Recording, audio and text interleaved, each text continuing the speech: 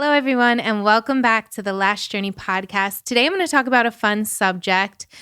These are going to be some of my biggest employee mistakes that I have made over the last 9 years and how I look at them now. So I get asked these questions a lot, not necessarily what mistakes I've made, but, just working with a lot of salon owners in general or people who have employees.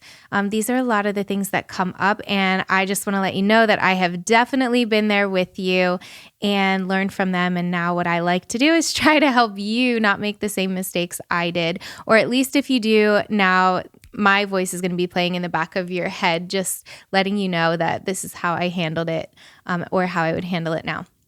Okay, so ready. The first big mistake that I ever made was hiring out of desperation. So what this looks like, if you are at a place, and this is so many business owners come to me like this, they are, 90, 95, percent booked, right? Like the number of available hours they have, they are either working to the max, they're barely getting a chance to eat. They are sometimes even working over 40 hours and squeezing people in because they're afraid to say no. If this sounds like you and you are thinking in the back of your head, oh my gosh, this is me, I need to hire somebody, that space right there is where it can get a little bit tricky, because then you start looking and hiring based from a place of desperation, in that you need somebody, you need someone now. Sometimes you're going to latch on to the first person that comes to you, and they might seem like this shiny new package. You may have one great conversation with them, but because of the fact that you're looking at them through rose-colored glasses, you're also missing a lot of the things that might not be great qualities about them when it comes to being an employee. Or maybe you rush through the interview process and you hire them right away and you bring them on because you're just really looking forward to not having to take as many clients.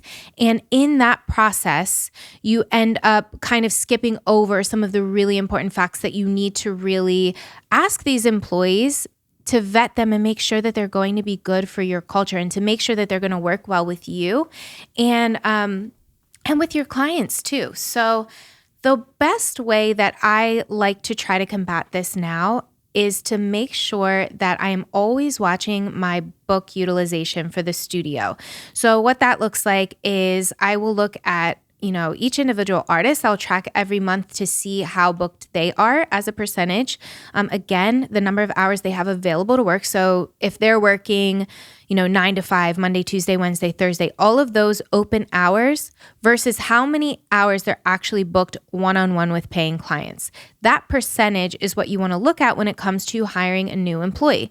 So let's say, you have 3 employees and overall your studio is rocking at about 75% utilized.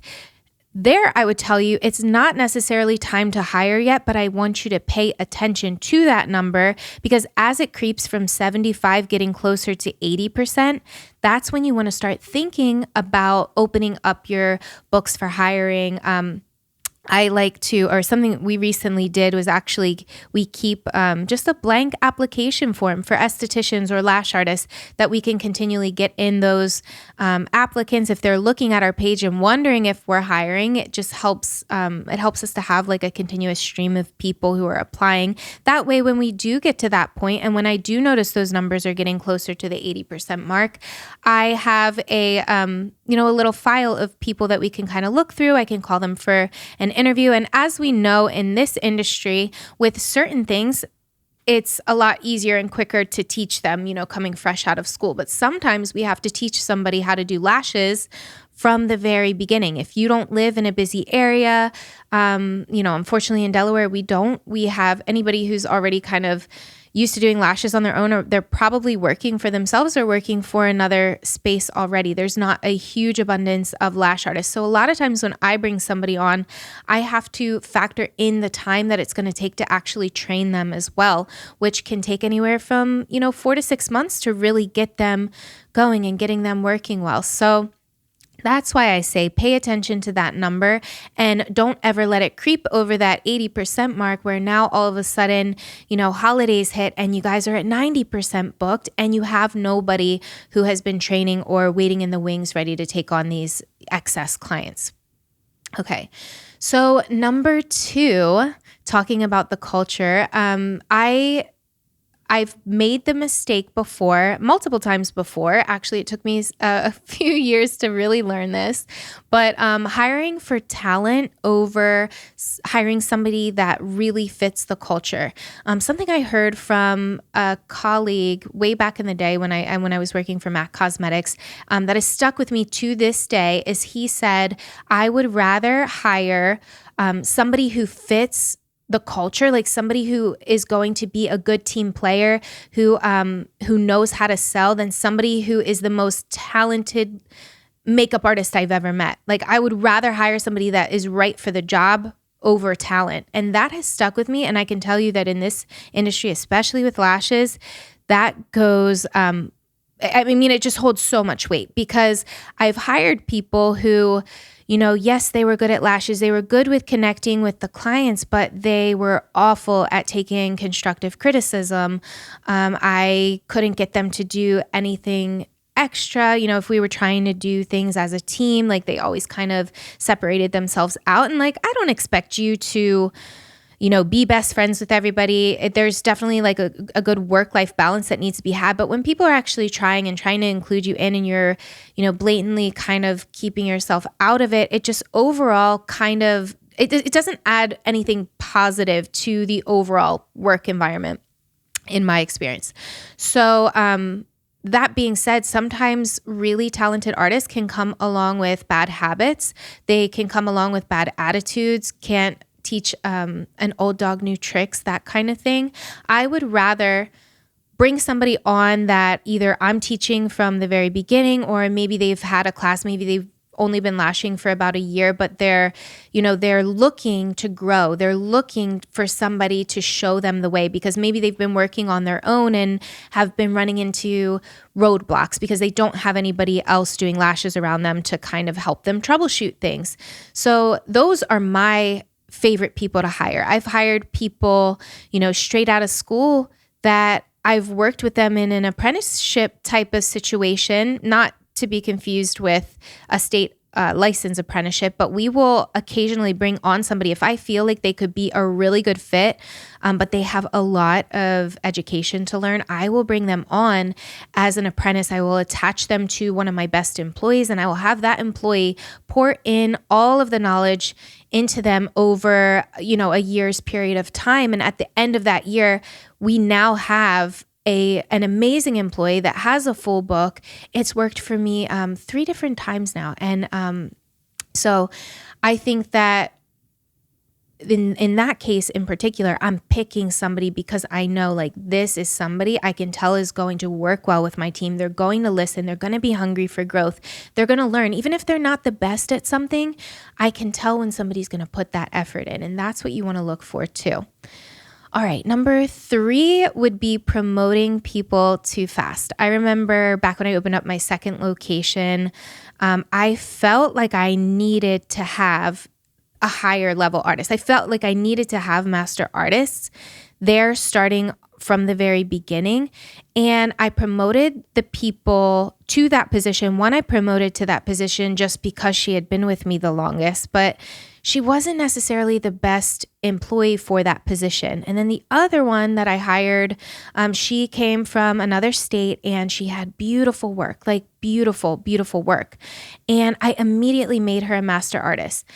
I have learned this lesson because of the fact that, unfortunately, when you don't give somebody room to grow, sometimes they get to that highest level from the bat and it becomes like this, like they don't feel like they have to work for anything. So they get lazy. Maybe they don't produce the same quality that they used to. They don't feel like they, have anything to like they don't have to impress you for anything. So they kind of just stop trying. And I've seen this happen a couple of times, not only in my business, but I've also seen it in other salon owners that I've worked with too. I had a client who, came to me and they were like, we started out, we didn't really know exactly what we were doing. We had somebody who was a friend of ours that we brought on, and we promoted them to the same level as us very quickly. So, a year had gone by, 6 months to a year, and this stylist had been making the same amount as the owners when it came to their clients and stuff like that. So where did that leave them? It left them with somebody who felt like, okay, I've already maxed out here. I don't have any more room to grow. I'm already making as much as the owner. So, where to from here? The next thing that they would have to do is open up a business on their own if they wanted to continue to grow. And I can promise you that a year into somebody's career, they need to be able to have that upward movement if they are a motivated person. And remember, we're in the game of trying to hire motivated people. We want the people who are going to go the extra mile. So it's really important to make sure that you give them those different levels, whether you have those levels where clients are paying for, a higher level. You don't necessarily have to do that, but you do need to have some type of internal structure where, maybe if they're hitting all of these goals that you're setting forth, then you can, up their pay percentage, because as they're hitting all of these goals, they're also going to be bringing in more money, and you're going to be able to afford to pay them a higher percentage rate. But it really gives them something to work for. They should have out there, you should have listed the requirements to be able to hit that promotion so that they know exactly what path they have to walk on to get there. But that is a big, big warning. Do not promote people too quickly. Remember, we as business owners too, we might feel like, okay, but I'm getting stagnant after a year. And yeah, these people might be, but that doesn't mean that they need to be the highest level that they can grow with your company. What's past a year?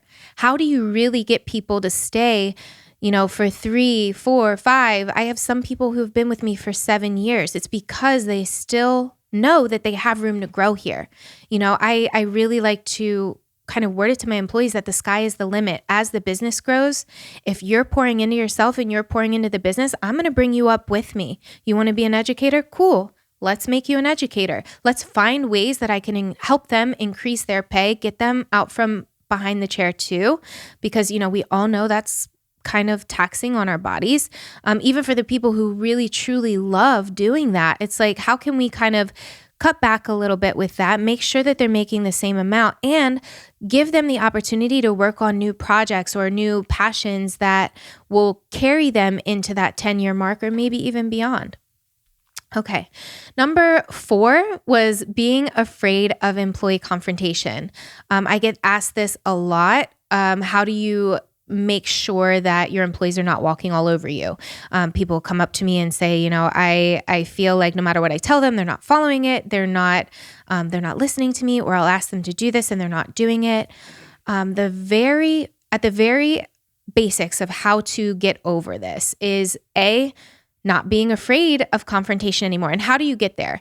The biggest thing for me was I had to remove myself from being as close as I was to some of my employees. And that does make me sad to a certain extent, but I have to have there's a very fine line between being somebody's friend and being somebody's boss. And as much as you want them to respect you, you need to kind of take away that friendship, or just make sure that you're defining what that looks like. Okay, this is like, this is friend Tiffany, this is boss Tiffany, but at the end of the day, you don't want to mix the two. And that's probably an extra, big employee mistake I could add to this list, but really make sure that you are setting yourself up in the position as their boss and as their leader, because then they will respect you as such. The other thing that you need to do, the way that really helped me, is looking at it as corrective action for me, or writing employees up, was not just making sure that I was ensuring that they were going to respect me and respect the business, but also it sent a message to the other employees too. If they were constantly seeing somebody walk all over me, well, they're going to lose respect for me too. And at the end of the day, it's my job to provide a really nice, healthy, psychologically safe workplace for these employees to make sure that they're showing up and they're all able to do their jobs and they're all able to know that the work that they're doing is not in vain. And I think that when you let certain employees walk all over you, it really does send a message to the other people that you don't respect your business as much too. So a lot of the time, some of the corrective action I've had to take, I've literally had to tell myself, I've had to talk myself up to it. And remember, like, you're doing this for the other girls too, the other girls that deserve to be there, the other girls that are trying hard to do their job. So that really helped me. And, just knowing that your business is your baby in a certain sense, you have to make sure that you're protecting it. You have to make sure that everything you've done up to this point is not going to be, taken advantage of. And then I think that a really big important thing to note there is that just by having policies in general is going to help you to know when you need to do that corrective action or not, when you need to have those uncomfortable conversations. I love to have everything laid out in the employee handbook. We have all of our employee policies. And then there's no question as to whether or not if they do something that goes against one of those policies, it's like, okay, here's your consequence.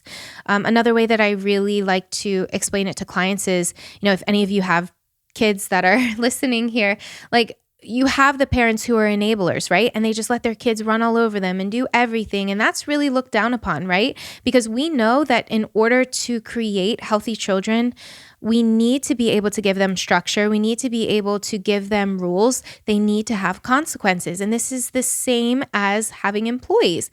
And so I think that just keeping that in the back of your mind and knowing how important it is to have that structure, it will help you not to make those same mistakes in the future.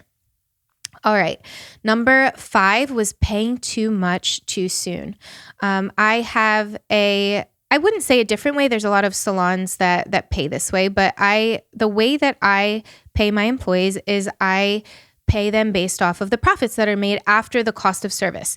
So when I hire them, I bring them on, and up until, I don't know, maybe a couple years ago, it would just be automatically off the bat, like, okay, we're going to pay for the products and then we split profit 50-50. Well, when I really got into business and learning numbers, I learned that there's actually something called a break-even point when it comes to your employees and the time and effort you're putting into training them and the time that it takes them to actually build their books. So they're coming in, you're putting them through training, and then it takes a little while for the most part for them to just jump in and start taking clients and making money, right? So if you don't know what your break-even point is, if you're not sure how to pay somebody in the very beginning, I can tell you the easiest thing for you to do is not give them that 50% off the bat. Don't ever, just straight up 50% off of the service cost, because you are going to be in the hole there unless your person is, truly bringing in like well over $10,000 a month. In some businesses, everybody's numbers are different. So it's really hard to put an exact number on that. But, in the beginning, you are going to lose out money if you have somebody training and they're only bringing in, $3,000 a month. Unless your rent and your overhead is really, really low, you really can't afford as a business owner to be paying them a high percentage of commission. So the way that I changed my structure years ago was, as I brought new people on, they start out at a lower commission percentage and they go up in steps. Like as they achieve those goals that we were talking about with that internal structure level, they go up. So I'm not going to put a number on this for you because, again, every single business is going to be different and it all depends on what your unique overhead is. But I would implore you to stay away from just paying 50-50 right off the bat.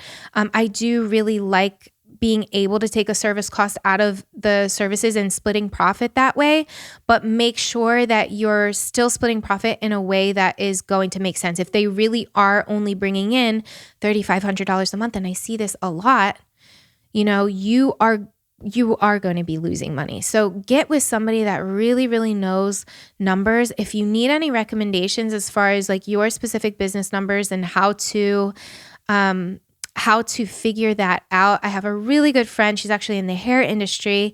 Her Instagram handle is Beauty Business Guide. Her name is Michelle. I have worked with her personally. I send clients to her. She will take everything that you have, your overhead and all of that, and she can tell you exactly what that's going to look like for your business. And I fully believe, like I could sit here and tell you the easiest thing to do, which would be to just, start off lower, let them know, okay, we're going to start you off at 40% and then kind of move up slowly from there, 40, 42, 44. But if you really, really want to get exact and you want to make sure that you're cushioning your profit to be around that 20% level, which is what we should all really strive for as a salon owner, if you want to do that, numbers don't lie. So work with somebody that is really, really great with numbers. And she's somebody that I definitely approve of when it comes to that. All right. And lastly, not having vacation policies in place. I can honestly say that every single salon owner that I've ever worked with, whether in my 7-figure foundation course, whether one-on-one, even in like my mastermind and everything, not one salon owner ever had a vacation policy before working with me. And this is something I could say now I've probably had maybe about 5 or 6 years ago. I've had it for a while. And it's because I realized that if I didn't have some kind of structure, that employees were going to be taking off left and right. There was no rhyme or reason as to, how many days they could take off. You could have one person that likes to work and they like to make money and they're barely taking off at all. And then you have other people who really don't care about working and they're taking off, 2 months out of the year when you add up all of their days that they're off, their sick days, all of that too. So I noticed with that, it's like, okay, we're losing serious money here. When you factor in what you're making hourly in revenue, and if you look through your last few months and count up all of the hours that your employees either blocked off for a doctor's appointment or, they just blocked off because maybe they just randomly took off a day and you're like, okay, it's cool. I want you to do that because I want you to see and times that by the number that you're typically on average bringing in per hour because you're going to see how much you lost out on with that. And one of the clients I was working with before, they did count it and they realized that, there was, I think, 80 hours or something. 80 hours in 1 month that all of their employees across 2 locations had either blocked off because they took off for the day or they just blocked off because of whatever. And when you really take that and you times that by, your hourly goal, like that was like $8,000 that she missed out on that month. So the best way that you can explain this to your employees is, hey, I have a business to run, but I can't just replace you when you leave, for a day. If you're going to be calling out, like I can't just call somebody up and say, hey, I need you to do lashes today. It doesn't work like that. So if you want to be able to have a space here, if you want to be able to have a room, like I need to be able to plan around the business and I need to know when you're going to be in.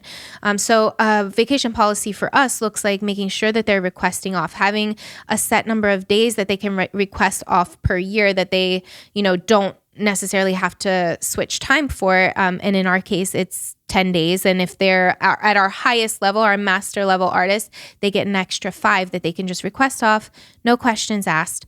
But I did realize that there is a fine line between people who, want to work for themselves because of the flexibility that they do get and working for somebody else. So I came up with a really great solution to that problem. And what that looks like is we have something called flex scheduling. So if somebody is off typically on a Tuesday and they end up wanting off on a Friday instead, they can switch their days as long as there is a chair available. As long as we know in advance, the clients can book that Tuesday instead of the Friday. It's no big deal to me. That the employee is still there in a day. The clients can usually flip-flop around and, they can move their schedule around what that employee's schedule is. So I think that by giving them that flexibility to be able to do that while still giving them some structure parameters of making sure that they ask, that they request it, that we make sure nobody else is that we make sure that nobody else is in that chair that day, right? Most of my girls have their own room anyway, but We do make sure that there are not going to be any issues with that before we approve the switch. And it's really no sweat off my back. The employees are happy. I'm happy as a business. So I just really encourage you to take a look at your current vacation policy. If you don't have one, definitely think about getting some structure in place, because you are going to be astonished by the amount that you're actually losing out by not having one. Okay, I hope these helped you.